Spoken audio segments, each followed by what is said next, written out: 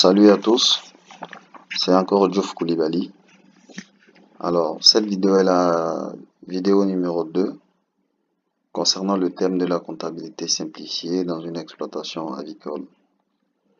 J'avais déjà fait une première vidéo pour vous dire ce que c'est que la comptabilité simplifiée, pourquoi tenir une comptabilité et comment la tenir. Alors, j'avais promis de revenir sur chaque document pour vous expliquer comment est-ce qu'il doit être tenu et à quoi est-ce qu'il sert. Donc cette deuxième vidéo sera consacrée au compte de résultat. Le compte de résultat, c'est vrai que parmi les documents que j'ai cités, on ne commence pas forcément par le compte de résultat, mais il est très important. Alors je préfère commencer les descriptions par le compte de résultat. Alors pour rappel, j'avais dit dans la première vidéo les documents comptables qu'il faut tenir. Il y avait le journal de caisse, le journal de banque ou le livre de banque, le cahier des achats, le cahier des ventes et la fiche de stock. Et ces documents devaient nous servir à faire le compte de résultat et le bilan. Voilà. Donc aujourd'hui, nous allons voir le compte de résultat. Alors le compte de résultat, qu'est-ce que c'est? C'est un document comptable qui va synthétiser l'ensemble des charges et des produits d'un organisme ayant une activité marchande pour une période donnée. En d'autres termes, le compte de résultat, il va faire la synthèse entre vos charges et vos produits. Et la différence entre les charges et les produits va donner ce qu'on appelle le résultat. Et le résultat, s'il est positif, alors c'est un bénéfice. S'il est négatif, alors c'est une perte. Voilà, ne vous embrouillez pas, vous allez voir dans les détails comment est-ce que ça va se passer. Donc prenez vos stylos et de quoi noter, parce que je ne veux pas que ma vidéo dépasse 5 minutes, je vais faire un effort. Donc voici présenté ici un compte de résultat. Celui-ci il est vierge. Alors vous avez à gauche les charges et à droite les produits. Voilà. Et dans la colonne des charges, nous avons un libellé et le montant. Et en bas, nous avons un total. Dans la colonne des produits, libellé, montant et le total des produits. Et à la fin, on va faire total produit moins total charge pour dégager le résultat. Alors, ici, vous avez un compte de résultat que j'ai pris le soin de renseigner. J'ai fait une simulation, par exemple, avec une bande de 1000 poulets de chair. Mes exemples vont beaucoup se baser sur l'agriculture. Voilà, puisque je veux m'adresser en priorité aux agriculteurs, sinon que ça peut servir à tout le monde. Alors, comme charge, il y a l'achat des poussins. 1000 poussins que j'ai acheté peut-être l'unité à 525 francs, donc ça fait 525 000. Aliment démarrage, 102 000 francs. Aliment de croissance, 549 000 francs. Achat de maïs, 225 000 francs. Achat de produits vétérinaires, 21 000 francs.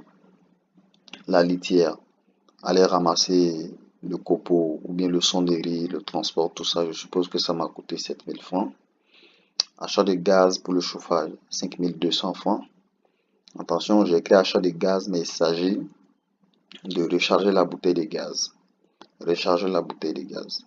Sinon, l'achat de la bouteille de gaz n'est pas une charge en comptabilité, mais c'est une immobilisation.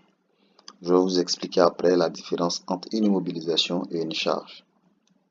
Ma facture CUE, je suppose que je tire le courant chez quelqu'un, donc il me prend 1000 francs par mois. Un exemple. Solde ici, 0. Le salaire de manœuvre sur 2 mois, puisqu'une bande de poulet de chair, c'est 45 jours. Et puis après le vide sanitaire, autour de 15 jours. Donc moi, je prends 2 mois à raison de 25 000 francs par mois. Ça fait 50 000 francs. Entretien et réparation du bâtiment, 3 750 francs. Alors, donc, comme charge, nous avons 1 488 950 francs comme total de charges. Et comme produit, la vente des poulets, je suppose que les 1000 poulets de chair, on n'a eu seulement que 900. Soit le reste est mort, ou bien c'est des dons, ou bien c'est des consommations internes. Mais on n'a pu vendre que 900 poulets. Donc ça nous a donné 1 980 000. Et on a vendu aussi l'assiette de poulet. On a ramassé dans les sacs. On a eu 10 sacs peut-être. On a vendu à 500 francs le sac, donc on a eu 5000 francs. Donc le total des produits nous a donné 1 985 000. 1 985 000. Donc quand vous faites 1 985 000 moins 1 488 950, on obtient un résultat positif de 496 050 francs, qui est pour nous un bénéfice. Voilà, donc voilà comment se présente le compte de résultat. Alors, je tiens à insister sur la colonne des charges. Qu'est-ce qu'une charge? Qu'est-ce qui n'est pas une charge? Alors, qu'est-ce qu'une charge?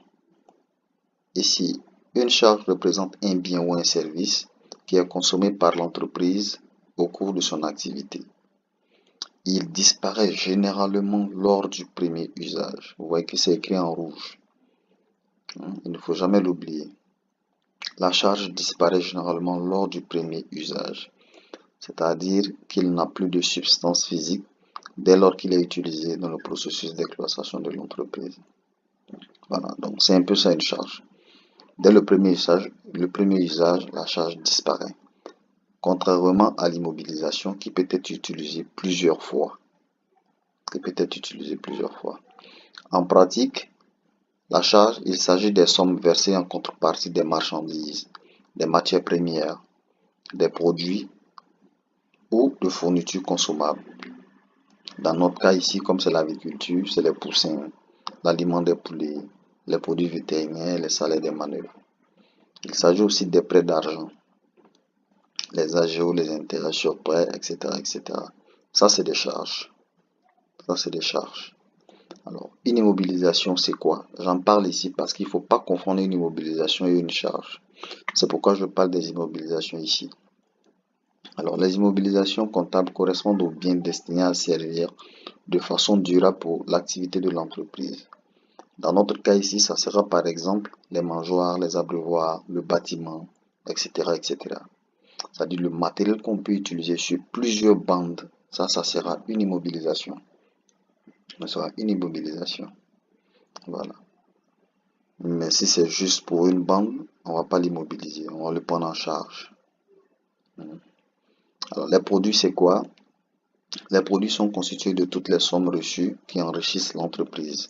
Exemple, la vente des poulets, la vente de la fiente, la vente des sacs vides, etc., etc. C'est ça les produits. Donc, il ne faut pas confondre, faites très attention. Il faut faire très attention. Donc, je pense qu'on a fini pour cette partie concernant le compte de résultat. Je vous remercie de votre attention. La prochaine vidéo sera consacrée au bilan. On va dire ce que c'est que le bilan et comment est-ce qu'il se renseigne. Merci et à bientôt.